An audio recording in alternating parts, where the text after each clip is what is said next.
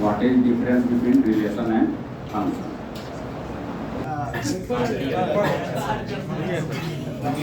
Function और relation में, relation हम बता चुके हैं कि रिलेशन का डिफिनेशन भी दिए हैं। आज हम लोग फंक्शन बताएंगे कि फंक्शन होता है क्या है। तो फंक्शन भी एक टाइप है रिलेशन का। फंक्शन में ऐसे किताब में लिखा हुआ है, लेकिन आप डिफिनेशन देखिए फंक्शन का कि मान लीजिए कि सपोज कर लेते हैं, suppose A and B are two non-empty set, non-empty set. If all element of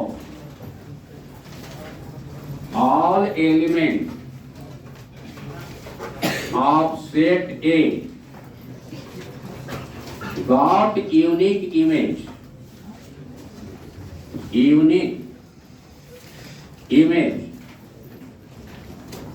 in set B associated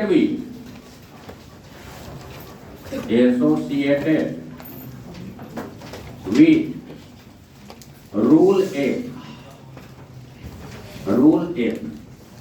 such type of relation, बाद में लिखेगा आप लोग, such type of relation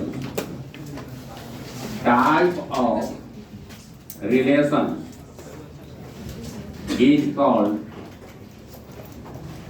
function. तो फंक्शन का डिफिनेशन है कि कोई भी दो नॉन एम्प्टी सेट है ए और बी, तो उसका सभी एलिमेंट सेट ए का एक पेयर सेट बी में got unique image in set B मिलना चाहिए और एसोसिएटेड विथ रूल एफ है। तो फंक्शन को समझने के लिए 3 की पॉइंट है। एक है ऑल एलिमेंट जो है यहाँ, एक की पॉइंट इसको समझना होगा, दूसरा यूनिक इमेज को समझना होगा और तीसरा रूल एफ को समझना होगा। ए डिफिनेशन में इसका 3 की पॉइंट है। पहला क्या है कि ऑल एलिमेंट ऑफ सेट ए, दूसरा क्या है कि यूनिक इमेज क्या होगा, और तीसरा है कि रूल एफ क्या होगा।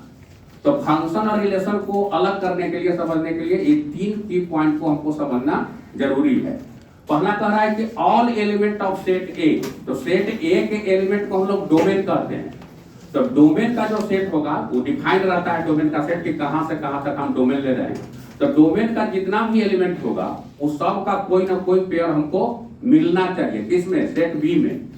लेकिन रिलेशन में यह बात नहीं था। रिलेशन में अगर नहीं भी मिल रहा है तो वह रिलेशन को स्थापित करता है। दूसरा बात इसमें क्या कर रहा है कि यूनिक इमेज, तो इसको यूनिक इमेज को हम क्लियर करेंगे कि यूनिक इमेज कहने का मतलब हो गया कि अगर x1 y1 से रिलेटेड है, 1 2 से रिलेटेड है, तो फिर 1 3 से रिलेटेड नहीं होगा।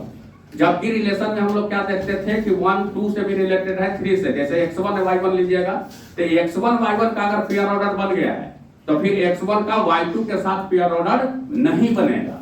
यानी कि एक डोमेन का जो होगा एक ही रेंज होगा, 2 रेंज नहीं हो सकता है, तभी वह फंक्शन बनाएगा। अदरवाइज वह रिलेशन कहलाएगा, फंक्शन नहीं कहलाएगा। तो दूसरा डिफरेंस हम लोग देख लिए। क्या देखे कि एक डोमेन का एक ही रेंज बनेगा, एक से ज्यादा नहीं होना चाहिए। लेकिन डिफरेंट जो डोमेन होगा, x1 x2 x3 x4 जितना भी होगा, सबका एक रेंज मिल सकता है, लेकिन एक डोमेन का 2 रेंज नहीं मिलना चाहिए। और ऑल एलिमेंट ऑफ सेट, एक भी एलिमेंट अगर उसमें नहीं है तो वह फंक्शन को डिफाइन नहीं करेगा। रूल का मतलब हो गया कि जैसे कार्टेशियन प्रोडक्ट में a क्रॉस b लेते हैं, तो a क्रॉस b का ही सबसेट f भी है, a क्रॉस b का ही सबसेट r भी है। लेकिन यह एक रिलेशन, ये भी एक टाइप का रिलेशन है, लेकिन एक स्पेशल टाइप का रिलेशन को हम लोग फंक्शन करते हैं। तो ये तो हम लोग का डिफिनेशन हो गया, हम लोग किताब में भी पढ़ रहा है, सब चीज कर रहे हैं। अब ये होता है कि भाई यूनिक इमेज इसके साथ क्यों आएगा, कौन सा ऐसा चीज है कि जिसके साथ यूनिक इमेज आएगा, यूनिक से ज्यादा नहीं आएगा।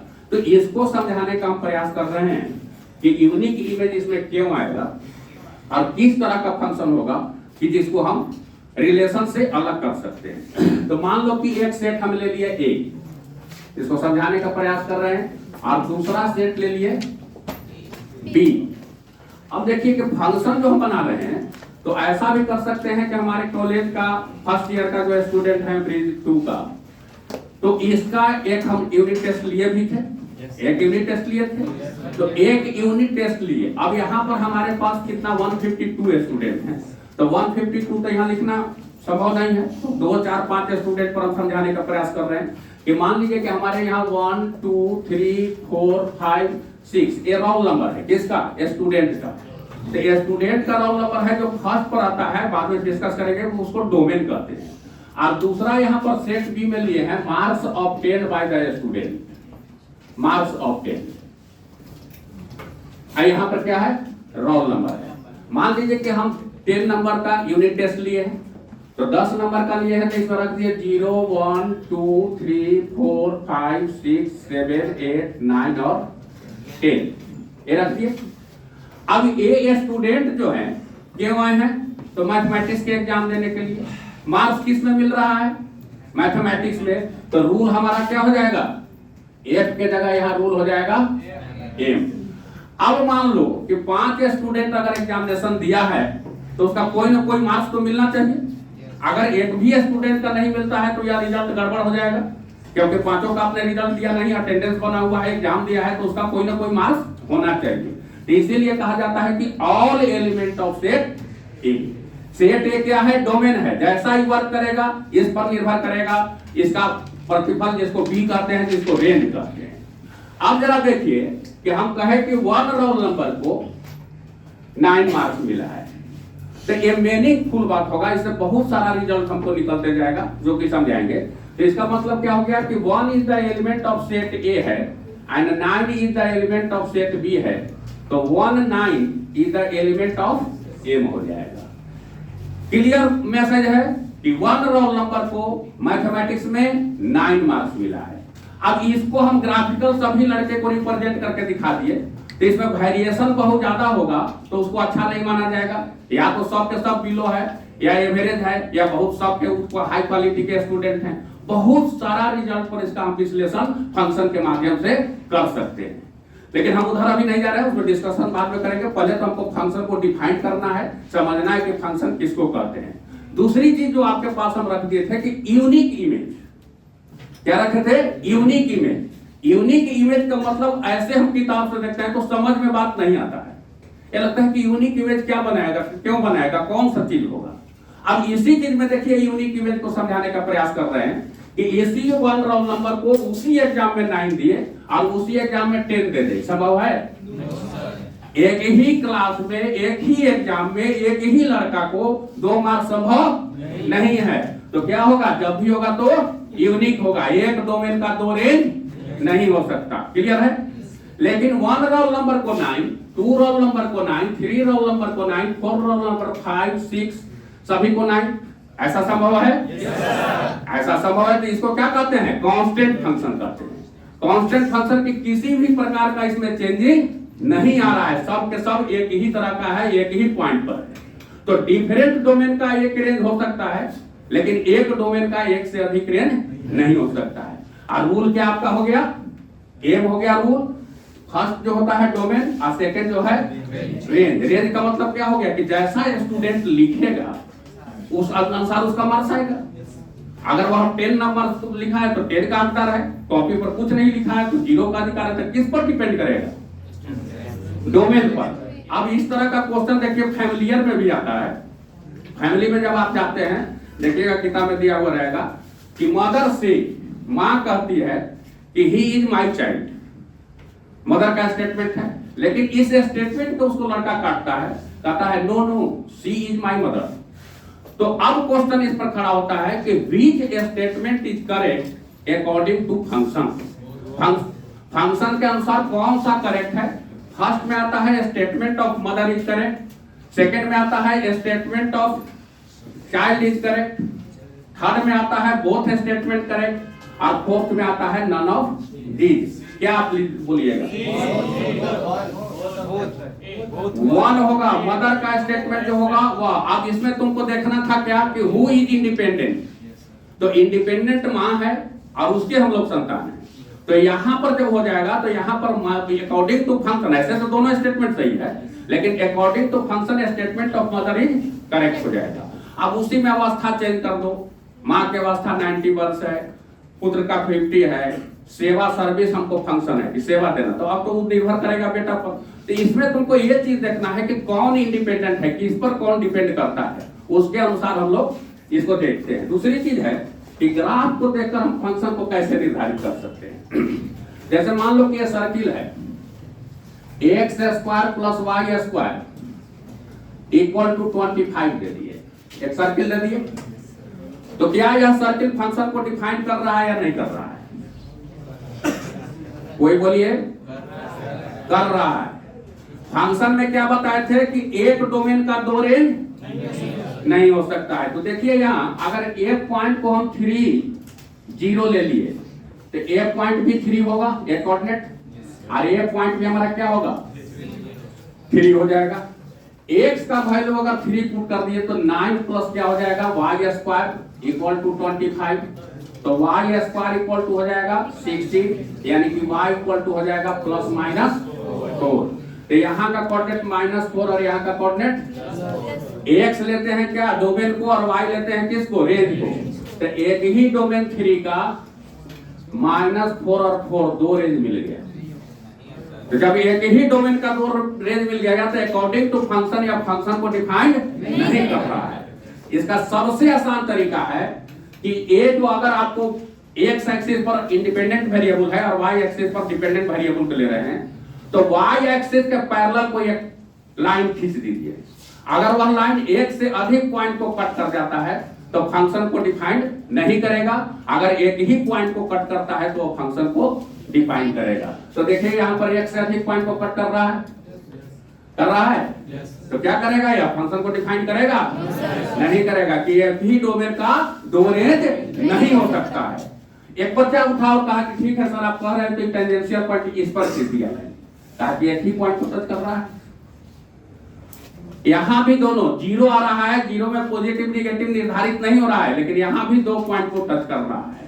इसलिए इस तरह का जितना भी कर्व आएगा वो फंक्शन को डिफाइन नहीं करेगा। लेकिन एक कर्व अगर ऐसे दे दिए हैं तब देख लीजिए क्यों नहीं करेगा, एक ही पॉइंट को टच करेगा जहां भी होगा वहां। एक्स कोई भी तो ले लो, एक एक्स लोगे तो इसके लिए एक वाई मिलेगा। एक डोमेन का दो रेंज तो इसमें मिलेगा ही नहीं, एक्स का डिफरेंट वैल्यू मिलेगा। इसलिए क्या करेगा, फंक्शन को डिफाइन करेगा। क्योंकि अगर इसमें सीधी सी बात है कि कोई भी कर्व दिया हुआ है, उस कर्व के लिए y एक्स, अगर y एक्सिस का पट्टा y को डिपेंडेंट वेरिएबल ले रहे हैं और x को इंडिपेंडेंट फर्स्ट कोऑर्डिनेट ले रहे हैं, तो वैसी हालत में y एक्सिस के पैरेलल कोई लाइन खींचते हैं और वह लाइन एक पॉइंट को टच करते हुए पास करता है तो वह फंक्शन को डिफाइन करेगा, और एक से अधिक मोर देन वन पॉइंट होगा तो वह फंक्शन को डिफाइन नहीं करेगा। क्योंकि हम लोग जानते हैं कि फंक्शन में यूनिक इमेज मिलता है, एक डोमेन का एक ही रेंज होगा, एक से ज्यादा रेंज नहीं हो सकता है। तो हम समझते हैं कि फंक्शन का डिफिनेशन जो है वो अब क्लियर हो चुका होगा, और हम लोग रिलेशन और फंक्शन में अंतर, अगर what is difference between relation and function, तो इसका जवाब हम लोग बहुत आसानी से दे सकते हैं। अब इसमें आता है type of function. So many type का फंक्शन है। तो टाइप ऑफ फंक्शन में है कि ऑड फंक्शन है, इवन फंक्शन है, कांस्टेंट फंक्शन है, आइडेंटिटी फंक्शन है, इस तरह से। तो एक हम ऑड फंक्शन को ले रहे हैं कि ऑड फंक्शन किसको कहते हैं, ऑड फंक्शन। तो देखो ऑड और इवन हम लोग नंबर जानते हैं, यहाँ फंक्शन पर ऑड फंक्शन और इवन फंक्शन की बात कर रहे हैं। फंक्शन को हम लोग fx से डिनोट करते हैं। तो if fx is equal to b minus f minus x, condition है इसका कि fx कोई है माइनस f माइनस x है, that is fx plus f minus x, ये दोनों को सम करे तो 0 आ जाए। कोई भी पॉलिनोमियल फंक्शन है, कोई भी फंक्शन है, उसका fx plus f minus x का वैल्यू 0 आ जाता है, तो उस टाइप के फंक्शन को हम लोग ऑड फंक्शन कहते हैं। Such type of function is called odd function. For example जैसे y इक्वल टू fx ले लिए और fx इक्वल टू x, और दूसरा ले रहे हैं y इक्वल टू fx और fx equal to sin x ले लिए। दो एग्जाम्पल ले लिए। तो fx का वैल्यू x है तो f माइनस x का वैल्यू कितना हो जाएगा, माइनस x हो जाएगा।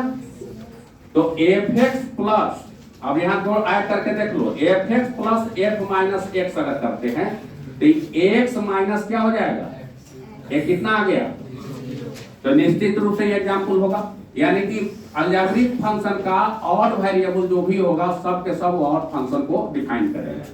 और दूसरा है y equal to f x equal to sine x है, तो एफ माइनस एक्स अगर रखोगे तो कितना हो जाएगा, साइन माइनस एक्स, और साइन माइनस थीटा कितना होता है, sine minus theta minus sine theta होता है, तो ये माइनस साइन एक्स हो जाएगा।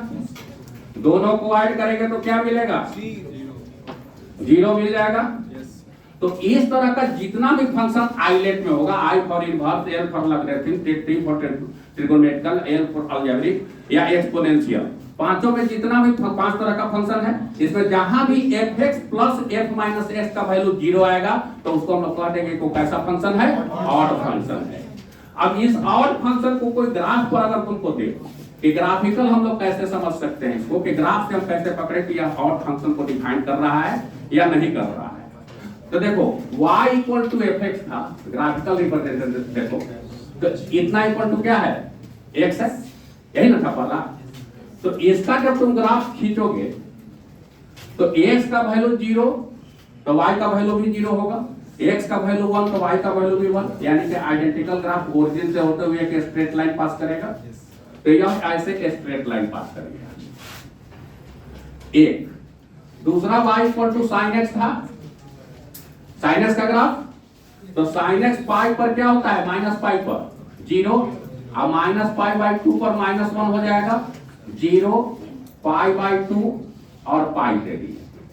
तो देखो एक ग्राफ जो होगा करीब ऐसे इस तरह से जाता है, और फिर यहां से ऐसे, ये दोनों के दोनों ग्राफ हमारा क्या है, ऑड फंक्शन का ग्राफ है। दोनों का दोनों किसका है, ऑड फंक्शन का ग्राफ है। अब देखो कि कैसे हम ग्राफ से पहचान सकते हैं कि ग्राफ ऑड फंक्शन के है। तो सिमेट्रिकल का मतलब क्या होता है, what is meaning of symmetrical? Symmetrical के मतलब है कि ऐसे अगर आईना रख दे तो अपने चेहरा को जो देख रहे हैं अपोजिट साइड में, that is called symmetrical. Origin को अगर हम मिरर मान लें, ओरिजिन को, तो ओरिजिन के इस साइड में जो फिगर बन रहा है वही फिगर कहां बन रहा है, इस साइड में। यहां भी देखिए ओरिजिन के ऊपर में जो फिगर बन रहा है और इसके इधर जो फिगर बन रहा है, दोनों फिगर क्या है, सेम है। तो हम लोग कहेंगे कि graph of odd function, graph of odd function is symmetrical about, symmetrical about किसका, तो ओरिजिन का होता है। एक ग्राफ किसका होता है, सिमेट्रिकल, ओरिजिन का। ओरिजिन के लेफ्ट साइड में जैसा, तो हम ग्राफ को देखकर देखेंगे कि ओरिजिन पर देखेंगे और देखेंगे कि ओरिजिन के दोनों साइड में अगर ग्राफ सेम मिल रहा है तो हम बिना कुछ क्वेश्चन को सॉल्व किए हुए भी कर सकते हैं कि ग्राफ जो है ऑड फंक्शन का है। इसके बाद हम लोग नेक्स्ट क्लास में फिर डिस्कस करेंगे डिफरेंट टाइप का, आज यहीं पर, आज इसके बाद हम लोग फिर नेक्स्ट क्लास में इसका करेंगे डिफरेंट।